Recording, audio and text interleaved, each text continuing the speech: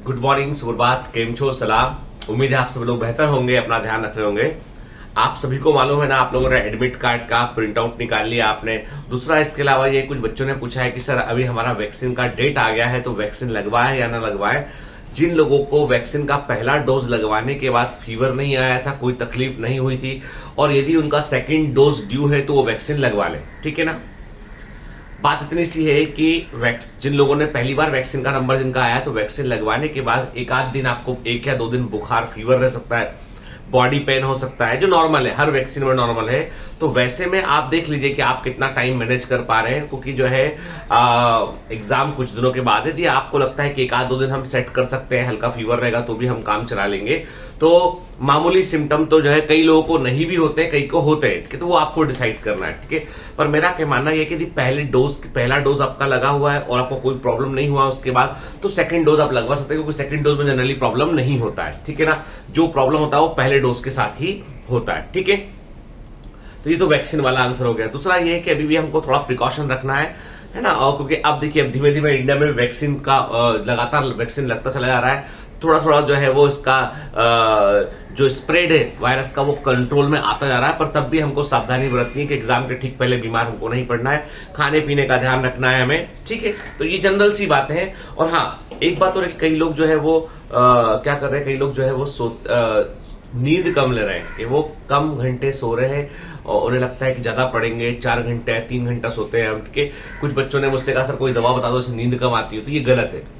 जब आप सोते हैं तो आपका ब्रेन मेमोरी को प्रोसेस करता है, आपका ब्रेन रिलैक्स होता है, ताकि वो आगे आने वाली इंफॉर्मेशन जो आप पढ़ोगे उसको वो अपने अंदर रिटर्न कर सके। यदि आप जो है वो सोएंगे प्रॉपर नहीं, कम से कम 6 से 7 घंटा की नींद नहीं लेंगे, तो ब्रेन रिफ्रेश नहीं रहेगा, तो आपको याद नहीं आ पाएगा। क्योंकि देखो, at the end of the day examination centre में जो आपके साथ जाने वाला है वो आपका दिमाग, ब्रेन है। तो ब्रेन को आप ऐसे 24 घंटा फीड नहीं कर सकते, आपको रुकना पड़ेगा, ठीक है। आपको ब्रेन को रिफ्रेश, इसलिए यदि आप दिन भर पढ़ रहे हैं ना, तो दिन में खाना खाने के बाद आधा घंटा पावर नैप लीजिए आप, ठीक है, दिन में या इवनिंग में, है ना। जैसे मुझसे पूछेंगे कि सर आप कैसे करते हैं, तो मैं 6 घंटा रोज सोता हूँ। 6 घंटा, मतलब मेरे को इससे ऊपर लग्जरी नहीं है सोने का, 6 घंटा ही मैं सो पाता हूँ रोज। और लेकिन मैं क्या करता हूँ, शाम को काम फिनिश होता है 5 बजे तक मेरा, और मेडिकल कंसल्टेशन के पहले पहले मैं एक 10 मिनट का योग निद्रा करता हूँ। योग निद्रा मैंने कभी शेयर भी किया था, उसका लिंक आप लोगों से। तो ये यूट्यूब पर अवेलेबल है, हिंदी में भी है, इंग्लिश में भी है, तमिल में भी है। तो योग निद्रा का मतलब होता है कि वो आपको कुछ सूथिंग साउंड होता है, 10-15 मिनट आपको आपसे कुछ बतियाते हैं, एक प्रकार समझाते हैं आपको, और उसके बाद फिर आप जो है वो एक प्रकार से पूरे मेंटली रिलैक्स हो जाते हैं, ब्रेन रिफ्रेश आता है, जो मैंने महसूस किया। कई लोग 15-20 मिनट सोने के बाद जो है बेहतर महसूस करते हैं, ठीक है। तो उस चीज से वैसा कीजिए आप, ठीक है। लेकिन 24 घंटा जग कर हम जो है वो ऐसा नहीं कि हम कोई आउटस्टैंडिंग रिजल्ट निकाल लेंगे हम, ठीक है ना। अब ये तो बात हुई आपकी और मेरे बीच की बात, पढ़ने की बात होगी, कोविड की बात होगी। अब आज की स्टोरी पर बात करेंगे हम। अच्छा, क्या आप पहचान सकते हैं कि ये सॉन्ग किसने गाया हुआ है? एक मेरा फेवरेट सॉन्ग है, बड़ा फेवरेट सॉन्ग है ये, मेरी वन ऑफ द फेवरेट जो है, समझ लीजिए कि यदि आप पूछेंगे सर आपकी कौन सिंगर फेवरेट है आपकी, तो ये मेरी फेवरेट सिंगर है, ठीक है। देखता हूं आप में से कितने लोग पहचान पाते हैं इसको। पहचान लेंगे अधिकांश लोग।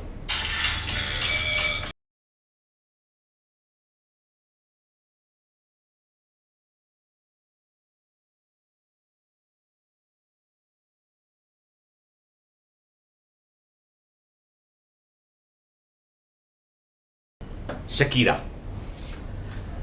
मतलब यदि आप मुझसे पूछेंगे सर आपका जो है क्रश कौन है आपका, सीज, ठीक है। लेवल अपना अपन ने हाई रखा ऊपर शुरू से, ठीक है, शुरू से अपना लेवल हाई रखा। तो भारती सो रही है अभी, तो हम आपसे बतिया सकते हैं, मतलब बात कर सकते हैं इस बारे में।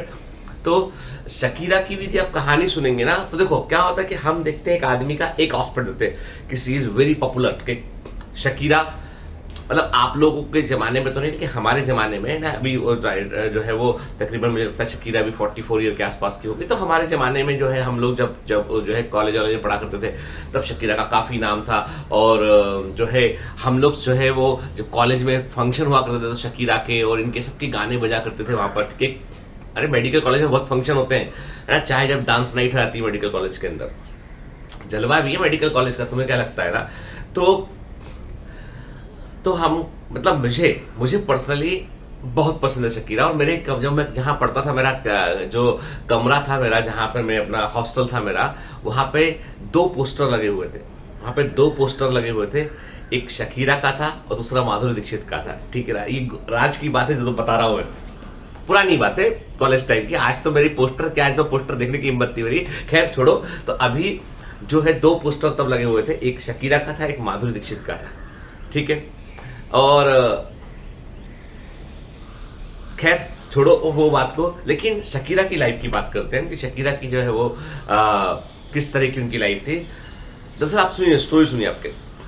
शकीरा जो है जब 2 साल की थी, तो उनके बड़े भाई, जो उनके बड़े ब्रदर थे, कुछ 2-4 साल बड़े रहे होंगे, उनकी जो है बाइक एक्सीडेंट में एक डेथ हो गई। उनके पिताजी के साथ वो थे, बाइक एक्सीडेंट हुआ, उनकी डेथ हो गई। और परिवार में, चूंकि वो परिवार में बड़ा बच्चा था, बड़ा लड़का था, तो परिवार में क्या था कि उसके बाद यदि हम देखें तो परिवार में जो है वो बड़ा दुख हुआ कि भाई लड़की की डेथ हो गई। पिताजी को लगा कि मेरी गलती से मेरा बेटा मर गया। तो शकीरा के फादर जो थे ना, वो घर में है ना इतने बहुत दुखी रहने लगे वो, और घर के अंदर भी वो ब्लैक सनग्लासेस लगाते थे वो, ताकि उनके आंखों से आने वाले आंसू, दुख उनका किसी को दिखाई ना पड़े। छोटी थी शकीरा, 2-2.5 साल की। उन्हें बात मालूम चला तो मतलब उन्हें लगा कि मेरा भाई कहाँ गया। समझ में आया उन्हें कि वो नहीं रहा आप टाइप से। पर वो बचपन से देख रही थी, पिताजी उनके ब्लैक सनग्लासेस थे, पिताजी बहुत अटैच थे उस बच्चे से। और वो उनका बिजनेस धीमे धीमे, ठीक ठाक फैमिली थी, मध्यम वर्गीय फैमिली थी, लेकिन चूंकि वो इतने दुख में रहने लगे कि वो अपना बिजनेस पर ध्यान नहीं दे पा रहे थे, तो धीमे धीमे बिजनेस खत्म होता चला गया उनका। घर के सामान बिकने लगे, गरीबी वाली हालत है कि घर के सामान बेचकर जो है वो कि सप्ताह कैसे काम चलाएंगे, अब ये बेच दो, अब ये बेच दो, है ना। तो फैमिली तो उन्होंने ये दिन भी देखे थे। एक दिन शकीरा बहुत दुखी, जब छोटी बच्ची रही होंगी, 4-5-6 साल की बच्ची रही होंगी, बहुत दुखी थी। तो उनके पिताजी उनको कहीं लेके गए कि चलो मैं तुमको कुछ बच्चों से मिलाता हूँ। तो वो लेके गए कहाँ पर, जो बहुत ही गरीब बच्चे थे, जिनके अनाथ बच्चे थे, ऑर्फन बच्चे थे, और जिनके पास कुछ नहीं था। उन्होंने उन बच्चों से, ये बात है कोलंबिया की, अमेरिका की बात नहीं, कोलंबिया, यानी शकीरा बेसिकली कोलंबियन है, कोलंबिया की रहने वाली है। तो कोलंबिया में लेके गए उनको, वहां पर दिखाया उन्होंने बच्चों को कि जो है वहां जाकर उन्होंने तो अब उन्होंने जो है वहां पे देखा कि गरीब बच्चे हैं, चप्पलें भी नहीं उनके पास, कुछ भी नहीं, उनके कपड़े भी पूरे नहीं उनके पास में। तो उन्होंने बताया कि बेटा, मैं मतलब मानता हूं कि हम लोग बहुत अच्छा नहीं कर पा रहे, पर देखो तुमसे बहुत नीचे बहुत सारे ऐसे लोग हैं जिनके पास कुछ भी नहीं है। तो शकीरा को ये बात बड़ी दिल में लगी, उनको लगा कि मुझे कुछ करना चाहिए, मुझे कुछ करना चाहिए इन लोगों के लिए।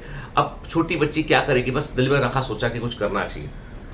फिर जब वो 7-8-9 साल की हुई, तो उन्होंने 8-9 साल की हुई तो उन्होंने अपने पिताजी से बोला कि मुझे एक टाइपराइटर दिला दो। पिताजी ने कहीं से जो है सेकंड हैंड टाइपराइटर लाके दिलाया बेटी को। तो टाइपराइटर में वो अपनी पोइट्री लिखा करती थी, कविताएं। उन कविताओं को स्कूल में बोलती थी कि मुझे बोलना है कविता। तो स्कूल कई बार मौका देता था, कई बार मौका नहीं देता स्कूल। फिर फाइनली एक दिन क्या हुआ कि एक दिन जो है वो स्कूल में कुछ सिंगिंग का होता है ना, अपने आपके कोरस होता है पूरा, कि कई 10-12 बच्चे होते हैं, गाना गाते हैं, और प्रोग्राम स्कूल में एनुअल फंक्शन होते हैं। तो उसमें शकीरा ने कहा मैं भी पार्टिसिपेट करूंगी। तो इनको ग्रुप का, उनसे बोला भाई तुम लीड सिंगर तो कोई और लड़की है, तुम जो 10 लड़कियां खड़ी होती है उनके साथ में कोरस में तुम्हें गाना है। अब ये कोरस में गाई, तो म्यूजिक टीचर ने आके इनसे बोला कि तुम्हारी आवाज एक बकरी जैसी आवाज है, तुम्हारी आवाज पूरे कोरस में अलग सुनाई पड़ती है, तो तुम निकल जाओ इससे। तो इनको गाना गाने का मौका नहीं मिला स्कूल के अंदर, कि मतलब कोरस में सोचो 10 लोग गा रहे हैं, उसमें एक आदमी को बोला जा रहा है कि तुम्हारी आवाज बकरी जैसी है, तुम निकल जाओ। तो इनको निकाल दिया गया वहां से। बहुत दुख हुआ इनको। फिर एक बार अपने पिताजी के साथ जो है वो कुछ समय के बाद इनके पिताजी ने एक रेस्टोरेंट में खाना खिलाने के लिए ले गए कि भाई बहुत दिन से कभी गए नहीं रेस्टोरेंट, चलो खाना खाने चलते। उस रेस्टोरेंट में एक बेली डांसर आई हुई थी। बेली डांसर्स थे जो स्टमक पे कुछ लगा के ऐसे डांस करती हैं इनके। अब मैं डांस करके दिखा नहीं सकता, भाई मेरे को नहीं आता, लेकिन ये है कि वो बेली डांसर एक वो थी, तो वो डांस कर रही थी यहाँ पे। तो उसको देख के शकीरा को ने देखा, उसको कह रही ये तो बड़ा इंटरेस्टिंग लगा उसे। तो उसने खाना खाता छोड़कर उसने उस डांसर को कॉपी करना शुरू किया। और मजे की बात यह कि उसने उस वेली डांसर को उसने जो है वो 5 मिनट के अंदर उसको पूरा कॉपी कर डाला शकीरा ने। वो वेली डांसर खुद भी इंप्रेस हुई कि तुम तो बड़ा अच्छा करती हो। उसने कुछ स्टेप भी सिखाया इसको वहीं पे।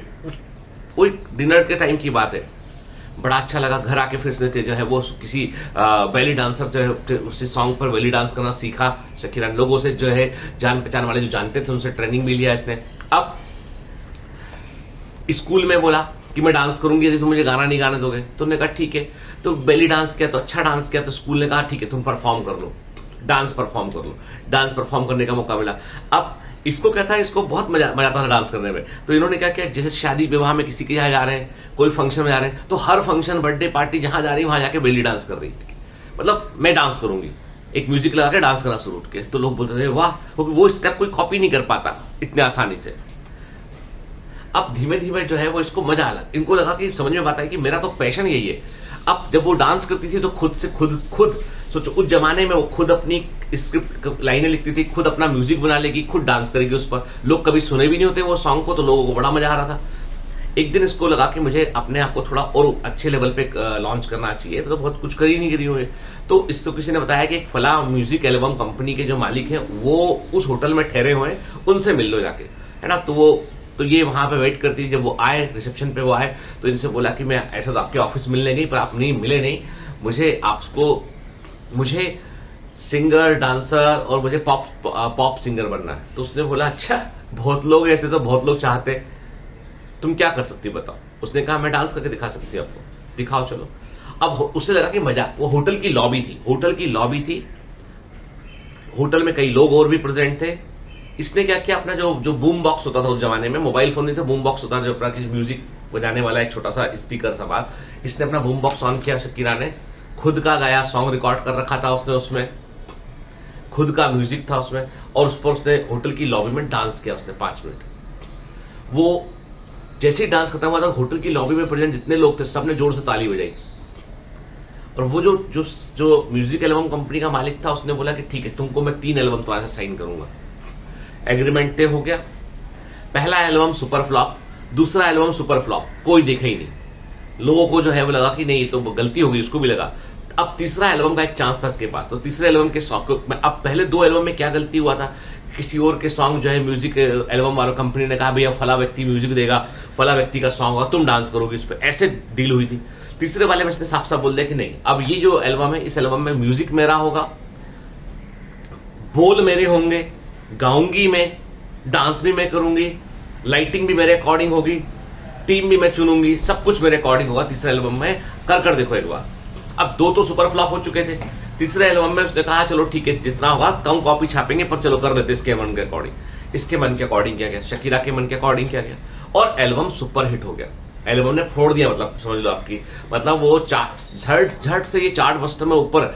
यूएसए में क्या होता है कि वो एल्बम यूएसए में रिलीज हुआ, ठीक, ये चार्ट बस्टर में एल्बम ऊपर जाने लगा, और शकीरा जो है रातों रात एक बड़ी स्टार बन गई। उसके बाद तो अब सब जानते हैं कि शकीरा के, अब सोचो, जिस लड़की को ये बोला गया हो कि तुम गाना नहीं गा सकती हो, तुम ग्रुप में भी गाना गाती हो, तुम्हारी आवाज बकरी की जैसी है, वो लड़की की आवाज को पूरी दुनिया सुनी, पूरी दुनिया पे उसको माना गया कि शकीरा ने जो है वो 2010 में वाका वाका जो सॉन्ग हमने आपको बताया था, वो वाका वाका सॉन्ग है, सुपर डुपर हिट सॉन्ग है। आज भी आप सुनेंगे आपको जबरदस्त, फैंटास्टिक है, दिस टाइम फॉर अफ्रीका, ठीक है।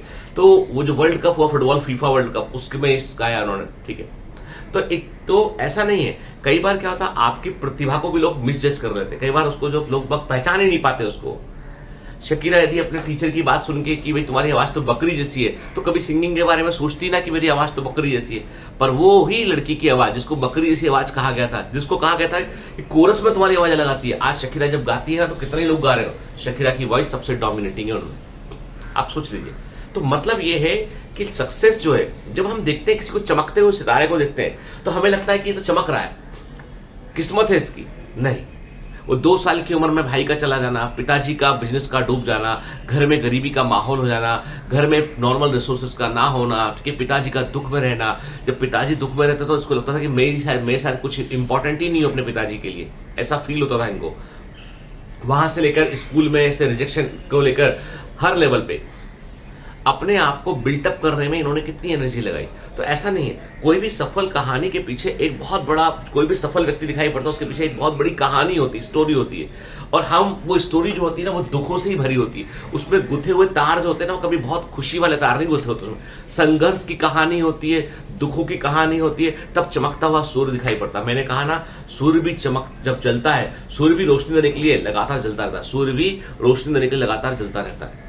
इसलिए याद रखो बेटा, है ना, किसी पर यकीन मत करना, अपने आप पर यकीन, अपने दिल की आवाज सुनना, और जो दिल की आवाज है ना वो सच्ची आवाज होती है। वही आपको ऊपर तक पहुंचाती है, टॉप तक पहुंचाती है। Have a great day, all the best, bye bye. पढ़ाई करना।